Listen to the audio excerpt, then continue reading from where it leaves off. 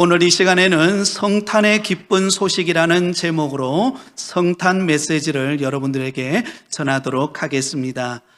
미국의 유명한 부흥사였던 D.L. 무디와 함께 사역했던 복음성가 가수였던 생키라고 하는 사람이 있었습니다. 이 사람에 의해서 현대 복음성가가 시작되었다고 할 정도로 그는 19세기 미국의 혁신적인 음악 사역을 한 사람이었습니다. 그의 노래와 간정을 듣는 사람은 설교도 듣기 전에 이미 많은 감동을 주는 그런 찬송과 간정이었습니다. 한 번은 그가 배를 타고 여행을 하고 있었는데요, 그가 타고 있던 그 배에 이 생키를 알아보고는 그에게 노래를 부탁했습니다.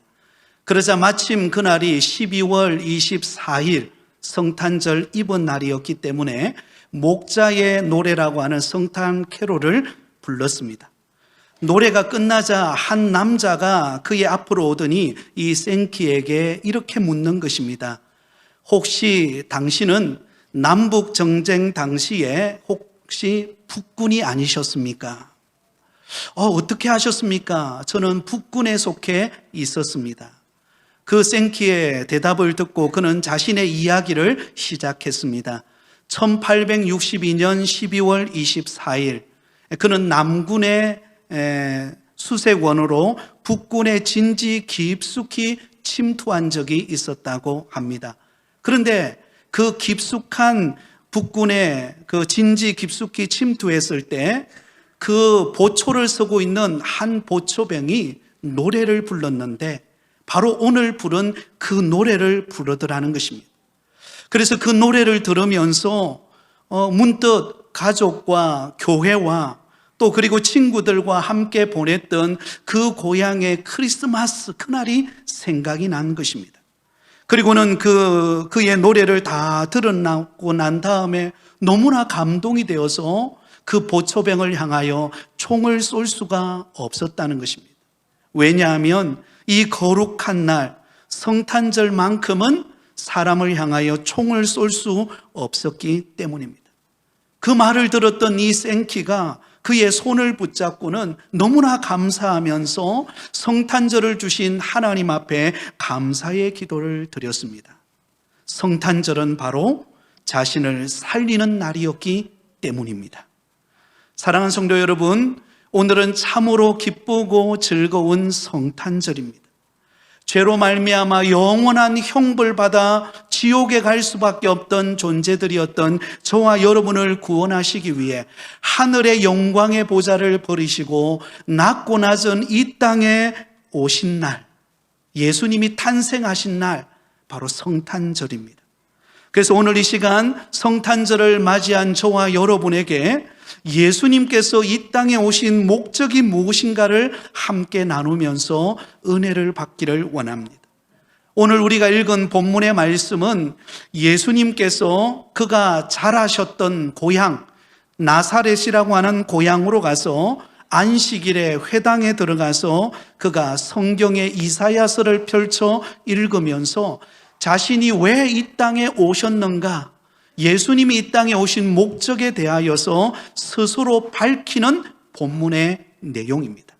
특별히 오늘 본문은 구약 이사야서 61장 1절과 2절 말씀을 인용한 구절입니다. 이사야서 61장 1절과 2절은 이렇게 기록하고 있습니다. 우리 다 함께 읽겠습니다. 주 여호와의 영이 내게 내리셨으니 이는 여호와께서 내게 기름을 부으사 가난한 자에게 아름다운 소식을 전하게 하려 하심이라. 나를 보내사 마음이 상한 자를 고치며 포로된 자에게 자유를, 갇힌 자에게 노임을 선포하며 여호와의 은혜의 해와 우리 하나님의 보복의 날을 선포하여 모든 슬픈 자를 위로하되. 할렐루야. 우리 예수님께서 이 땅에 오신 목적이 무엇인가를 밝혀주고 있는 예언의 말씀입니다. 자, 그렇다면 오늘 이 성탄절 아침에 예수님께서 이 땅에 오신 목적, 성탄의 참된 목적은 무엇일까요? 그 첫 번째는 가난한 자에게 복음을 전하기 위하여 이 땅에 오셨습니다. 누구에게요? 가난한 자에게 복음을 전하시기 위하여 예수님은 이 땅에 오셨습니다. 오늘 본문 18절 상반절에 이렇게 기록되어 있습니다. 주의 성령이 내게 임하셨으니 이는 가난한 자에게 복음을 전하게 하시려고 내게 기름을 부으시고. 여러분, 예수님께서는 이 땅에 오셨을 때 예수님이 왜 이 땅에 오셨는가? 가난하고 소외되고 빈궁한 자들에게 기쁜 소식, 복음을 전하기 위하여 예수님은 이 땅에 오셨다라는 것입니다. 여러분, 가난한 자라는 말은 어떤 의미일까요? 상처와 억압으로 인하여 고통당하는 사람이 여기에 포함될 것입니다. 또한 경제적인 궁핍으로 인하여 힘든 인생을 하루하루 버겁게 살아가는 그런 사람일 수도 있습니다. 또한 근본적으로 자신에게는 아무런 소망이 없음을 알고 하나님께서 보내시는 메시아를 고대하며 기다리는 심령이 가난한 자도 여기에 포함되어 있습니다. 따라서 여러분, 고통받는 사람, 또한 경제적인 어려움과 여러 가지 여건의 환난을 당하여 고통 중에 있는 사람, 또한 메시아를 갈망하는 사람, 모든 사람에게 여러분, 기쁜 소식은 무엇입니까? 우리를 구원하시려고 오신 메시아가 이 땅에 오셨다라는 소식입니다. 여러분, 누가복음 2장에 보면 예수님께서 탄생하신다라고 하는 소식을 천사들을 통하여 가장 먼저 소식을 들었던 사람이 여러분 누구일까요? 누가복음 2장에 보면 바로 들에서 양을 치던 목자들이었습니다. 그 당시에 목자들은 어떤 사람들이었습니까? 목자들은 그 당시 예루살렘이나 도심에서 멀리 떨어져서 광야나 산지나 아니면 들판 같은 곳에서 양을 치며 야영 생활을 하는 낮은 신분의 사람들이었습니다. 아주 빈궁한 사람들이었습니다. 심지어 여러분, 이 당시의 목자들은요, 법정에서 정인으로 설 수 있는 권리까지도 여러분 허락되지 않는 사람이 바로 목자들이었습니다. 그런데 우리 예수님께서 탄생하신다는 소식이 누구에게 가장 먼저 들려졌다고요? 바로 그런 빈궁하고 또 그런 낮은 신분에 있고 심지어 법정의 정인에 해당되지도 않는 그런 초라한 신분에 있는 목자들에게 바로 인류를 구원하신 예수님께서 탄생하셨다라는 소식이 가장 먼저 전해지게 되었습니다. 그래서 천사들이 목자들에게 이렇게 말씀합니다. 누가복음 2장 10절 11절에 천사가 이르되 무서워하지 말라. 보라, 내가 온 백성에게 미칠 큰 기쁨의 좋은 소식을 너희에게 전하노라. 오늘 다윗의 동네에 너희를 위하여 구주가 나셨으니 곧 그리스도 주시니라. 할렐루야. 여러분, 우리에게 미치는 가장 큰 기쁨의 좋은 소식은요, 예루살렘의 화려함을 추구하고 있는 그 당시 종교 지도자들에게 가장 먼저 전해진 것 아닙니다. 자신의 화려함을 누리면서 지식과 명성과 권력을 자랑하며 살아가는 그들에게 가장 먼저 이 복된 소식이 전해진 것이 아니라 가장 미천하고 초라한 존재였던 목자들에게, 그들에게 오늘 다윗의 동네에서 너희를 위한 구주가 나셨으니 곧 그리스도 주시니라. 그들에게 복음이 전해졌습니다. 왜 그랬을까요? 우리 예수님은 가난한 자에게 복음을 전하기 위하여 이 땅에 오셨기 때문입니다. 미국에서 한 심리학 교수가 40여 명의 학생들을 대상으로 크리스마스라고 하는 단어를 통해 가장 먼저 생각나는 게 뭐냐라고 하는 심리 테스트가 있었다고 합니다. 여러분, 40명의 학생들에게 크리스마스 하면 제일 먼저 생각나는 게 여러분은 뭐가 생각납니까? 새벽송 돌던 거 기억나시죠? 자, 그런데 여러분, 놀라운 사실은요, 이들이 대답을 했는데 굉장히 화려한 것들을 대답했습니다. 어떤 사람은 화려하게 빛나는 추리가 제일 먼저 떠오른다. 어떤 사람은 함께 나누었던 선물, 또 어떤 사람은 칠면조, 어떤 사람은 휴가, 그 다음에 캐롤, 산타클로스. 크리스마스 때 가장 먼저 생각나는 단어가 이러한 것들이었습니다. 근데 너무나 안타깝게도 낳고 나선 이 땅에 가난한 자들에게 복음을 전하기 위하여 친히 인간의 몸을 입고 이 땅에 오신 예수님이라고 하는 사실을 생각해낸 학생은 단 한 사람도 없었다고 합니다. 여러분, 크리스마스에 가장 우리가 기억해야 될 그 놀라운 그 단어는 무엇입니까? 바로 예수 아닙니까?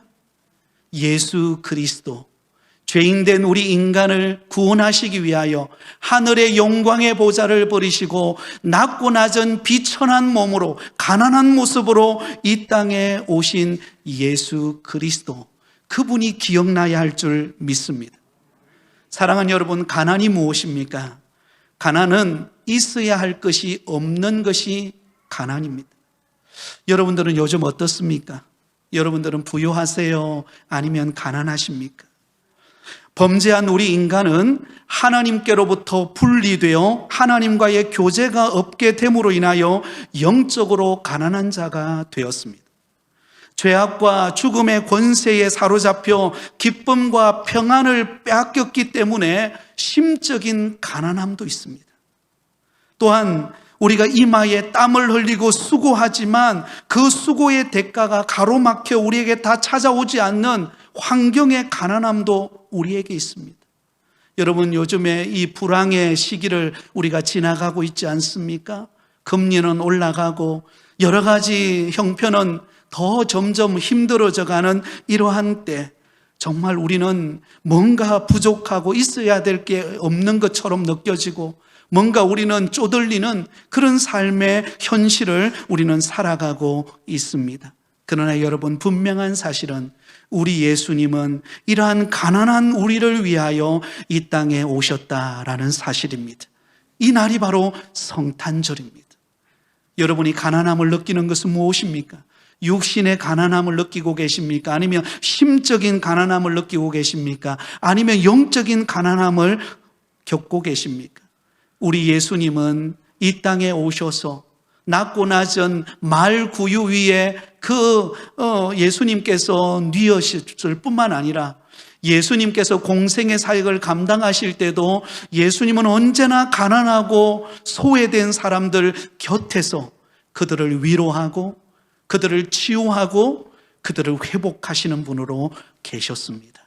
오늘 이 자리에 저와 여러분의 형편 가운데 부족함을 느끼고 가난함을 느끼고 도저히 내 힘으로는 해결할 수 없는 그런 답답함을 느끼는 저와 여러분을 위하여 가난한 자에게 복음을 전파하시기 위하여 우리 예수님이 이 땅에 오셨다라는 사실을 기억하며 위로를 얻는 시간이 되시기를 예수님의 이름으로 축원드립니다.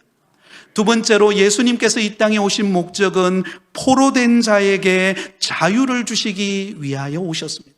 포로된 자에게 자유를 주시기 위함입니다. 예수님께서는 가난한 자들에게 복음을 전하시기 위하여 이 땅에 오신 것뿐만 아니라 동시에 죄의 포로가 되어 속박당하고 있는 저와 여러분에게 자유를 주시기 위하여 예수님은 이 땅에 오셨습니다. 오늘 본문 18절 중반절에 이렇게 말씀합니다. 내게 기름을 부으시고 나를 보내사 포로된 자에게 자유를. 여러분, 여기 기름을 부으시고 라는 말씀이 나오죠. 예수님은 기름 부음 받은 자, 다시 말하면 그리스도라는 뜻이 기름 부음 받은 자라는 뜻입니다. 이 그리스도라는 말은 기름을 바르다라는 뜻인 크리오라고 하는 동사에서 유래되었는데요, 히브리어로는 메시아, 다시 말하면 구원자라는 뜻입니다. 따라서 내게 기름을 부으시고 나를 보내사 포로된 자에게 자유를 주신다라고 하는 이 말씀은 예수님께서 죄에 포로된 저와 여러분들을 구원하시기 위하여 우리에게 이 땅에 오신 메시아가 되신다라는 것을 의미합니다. 사랑하는 여러분, 포로는 어떤 의미입니까? 포로는 전쟁에서 적에게 사로잡혀서 그의 권리가 빼앗긴 상태를 말합니다. 여러분, 포로가 되면은요, 한순간에 자유가 사라집니다. 여러분, 그 생명도 보장받을 수 없습니다. 자신을 포로로 잡은 자에 의해서 여러분 그 사람의 운명이 결정이 됩니다. 여러분, 오늘 본문에 포로가 되었다라는 것은 그 어떤 것에 완전하게 사로잡혀 자유를 상실한 상태를 말합니다. 그러면 여러분, 우리는 무엇에 포로된 자들이었습니까? 바로 죄에 포로된 사람들입니다. 요한복음 8장 34절에 이렇게 말씀하고 있습니다. 같이 읽겠습니다. 예수께서 대답하시되 진실로 진실로 너희에게 이르노니 죄를 범하는 자마다 죄의 종이라. 죄를 범하는 자마다 어떤 사람이 된다고요? 죄의 종이 된다. 죄의 종 노릇하는, 죄의 속박으로부터 벗어날 수 없는 존재가 된다는 것입니다. 여러분, 죄라는 게 참 무서운데요, 이 죄는 사람을 사로잡아 끌어당기는 힘이 있습니다. 아담이 범죄하고 난 이후에 죄 아래 태어난 우리 인간은 태어나는 순간부터 모두가 죄의 포로가 되어 죄에 끌려다니는 존재가 됩니다. 아담의 범죄 이후로 이 세상에 태어난 사람은 단 한 명도 예외가 없습니다. 다 죄의 포로 아래 머물게 됩니다. 모든 사람이 죄를 범하였음에 하나님의 영광에 이르지 못하더라, 그렇게 성경은 말씀하고 있습니다. 그러므로 여러분, 이 죄라고 하는 사슬에 얽매이게 되면은요, 더 이상 우리가 헤어나올 수가 없습니다. 그런데 우리 예수님께서 이 땅에 인간의 몸을 입고 오심으로 저와 모든 죄의 속박으로부터 자유함을 주시기 위하여 친히 예수님께서 우리를 구원하시는 메시아로 이 땅에 오셔서 우리의 죄와 허물을 대신하여 십자가에 못 박혀 죽으심으로 저와 여러분의 죄를 다 용서하시고 우리에게 자유함을 주신 줄 믿습니다. 예수님이 대신 대가를 지불하신 거예요. 그러므로 여러분, 우리는 더 이상 죄의 종노릇하는 인생이 아닙니다. 이제는 자유의 몸이 되어서 우리 주님과 함께 기뻐하며 감격하며 기쁨을 누리는 그 날이 바로 성탄절인 줄 믿습니다. 여러분, 성탄절은요, 나를 살리는 날이에요. 죄의 속박으로부터, 억압으로부터 나를 살린 날이 바로 예수님의 탄생하신 성탄절입니다. 세 번째, 여러분, 예수님께서 이 땅에 오신 목적은 무엇입니까? 눈먼 자에게 다시 보게 하기 위함입니다. 눈먼 자에게 다시 보게 하기 위하여 우리 예수님은 이 땅에 오셨습니다. 18절 하반절에 이렇게 말씀합니다. 눈먼 자에게 다시 보게 함을 전파하며. 여러분, 예수님께서 보지 못하는 자들을 보게 하기 위하여 이 땅에 오셨다는 것입니다. 여러분, 우리는 이 땅에서 앞을 보죠? 그런데 여러분, 우리가 앞을 보는 육신의 눈만 있는 게 아니라 우리에게는 영적으로 바라보는 영의 눈도 있습니다. 그런데 여러분, 우리 인간은 본래 육신의 세계를 바라보는 육안과 영의 세계를 바라보는 영안을 가지고 있었습니다. 여러분, 아담과 하와가 범죄하기 전에는요, 그 에덴 동산에서 날마다 하나님 아버지의 그 영광을 보면서 하나님과 영적으로 교제하면서 풍성함을 누리며 그는 살았습니다. 그러나 그가 범죄하고 난 다음에 그때 여러분, 어떤 일이 벌어졌습니까? 바로 그의 영안의 눈이 닫아져 버렸습니다. 영의 눈이 감겨져 버린 것입니다. 영안이 상실되어 버리고 말았습니다. 그래서 우리 죄인된 인간은 영적으로 하나님을 바라보지 못하고 천국을 소망하지 못하고 이 땅의 것만 바라보는 육신의 눈을 쫓아서 살아가는 존재가 되어 버렸습니다. 여러분, 세상 사람들을 보세요. 세상 사람들의 관심은 어디에 있습니까? 다 세상적인 것에 관심이 있습니다. 어떻게 하면 좀 더 나은 환경이 될까? 여러분, 다 그 마음 아닙니까? 다 여러분, 세상 사람들이 가지고 있는 추구하는 것은요, 세상적인 물질적인 것, 세상의 어떤 명예와 권력과 저 자신의 건강을 쫓아 살아갑니다. 여러분, 우리에게는 이러한 것이 필요합니다. 이러한 것이 없어서는 안 되죠. 살아가는데 꼭 필요한 것들입니다. 그러나 더 중요한 것은 본질적인 영적인 세계가 있다는 것을 알아야 합니다. 하나님의 나라 천국이 우리 앞에 있습니다. 또한 여러분, 하나님은 오늘도 살아계셔서 우리 가운데 역사하고 계시는 줄 믿습니다. 그러면 여러분, 예수님께서 이 땅에 오심으로 인하여 영적 소경된 저와 여러분의 영안을 열어서 천국이 무엇인가를 알게 하시고, 그리고 예수 그리스도를 믿음으로 말미암아 영생을 누리는 것이 무엇인가를 우리에게 가르쳐 주시기 위하여 예수님은 이 땅에 오셨습니다. 그래서 예수님이 가장 먼저 하신 말씀이 무엇입니까? 회개하라. 무엇이 가까웠느니라? 천국이 가까웠느니라. 여러분, 세상만 바라보고 세상의 명예와 권력과 부귀만 쫓아가던 사람들을 향하여서 회개하라. 천국이 가까웠느니라. 그런데 그 천국은 여러분 영안이 열려야만이 볼 수 있는 거예요. 여러분, 지금 이 자리에 우리 하나님은 살아계셔서 이 자리에 우리 가운데 기쁨으로 예배를 받으시는 분이신 줄 믿습니다. 근데 그걸 어떻게 알 수 있습니까? 우리의 영안이 열려야 하는 거예요. 우리의 영안이 열려서 주님을 바라보고 우리 예배 가운데 임재하시는 하나님을 만나고, 그래서 그 사랑을 느껴야만 하는 것입니다. 여러분, 저도 예수님을 만나기 전에는요, 영적인 것에는 관심이 없었어요. 네. 여러분, 요즘에 이제 새로 TV 조선에서 새로운 예능 프로를 하나 하죠? 미스터 트롯 2. 다 기도만 하셔서 안 보시나요?